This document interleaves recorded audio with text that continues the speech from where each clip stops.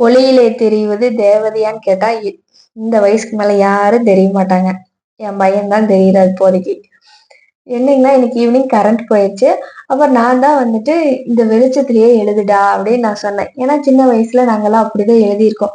Maximum evening ஆனா current போயிடும். அந்த டைம் பார்த்து நோட்டில் நிறைய பக்கம் எழுதணும். அந்த மாதிரி ஹோம்ஒர்க் எல்லாம் கொடுத்துருப்பாங்க. உட்காந்து முக்கி முக்கி எழுதிட்டு இருப்போம். அது விளையாடுறதும் இல்லாம அந்த குழாப்புல இப்படி கை உள்ளுட்டு விளையாடுறது அதெல்லாம் நடக்கும். இதுல இடையில அணைஞ்சு போயிடும். வீட்டுல திட்டு வாங்கணும். இந்த மாதிரி நிறைய இருக்கும். அந்த சீமெண்ணெய் ஊத்தின குழாப்பு இருக்கும்.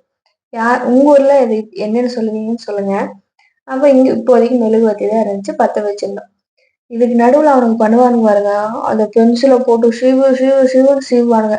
வாரத்துல 2 பென்சில் எல்லாம் தீந்துரும். அது எதுக்காக இப்ப சீவுவாங்கன்னு தெரியாது. எ அதுக்கும் எக்ஸ்ட்ரா 2 பென்சில எடுத்துட்டு போவாங்க. உட்கார்ந்து எழுதுவாங்க. ஆனா அவன் அழகா எழுதுவான். எல்லாமே பண்ணிக்குவான். யூகேஜிக்கு என்ன இது ஸ்கில் இருக்கோ அது எல்லாமே அவன்கிட்ட இருக்கும்.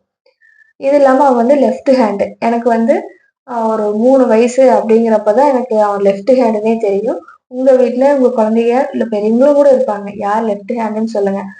உங்க குழந்தைய வந்து எப்போ உங்களுக்கு லெஃப்ட் ஹேண்டுன்னு தெரிய வந்துச்சுன்னு சொல்லுங்க. ஏன்னா எங்க வீட்ல ஒரு பெரிய ரகளையே நடந்துச்சு. அவன் ரைட் ஹேண்ட்ல தான் எழுதணும் அப்படின்னு சொல்லி. ஆனா அது அவனுக்கு வரவே இல்ல. உங்க குழந்தைகளுக்கு எப்படி வருதோ அப்படியே விட்டுருங்க. அதுதான் நல்லதும் கூட. அதனால இன்னைக்கு நான் சொல்லியிருந்தேன், சின்ன வயசுல நாங்க இப்படியெல்லாம் இருந்தோம். எழுதுன்னு சொல்லி. அவன் கடைசியா பேசுறது கவனிச்சு பாருங்க. அவனுக்கு இருட்டுனா நான் போய் பயம். சமைக்கிறேன், நீ எழுது.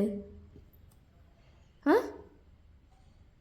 ஏன் இருட்டாகுது பயமாகுதா?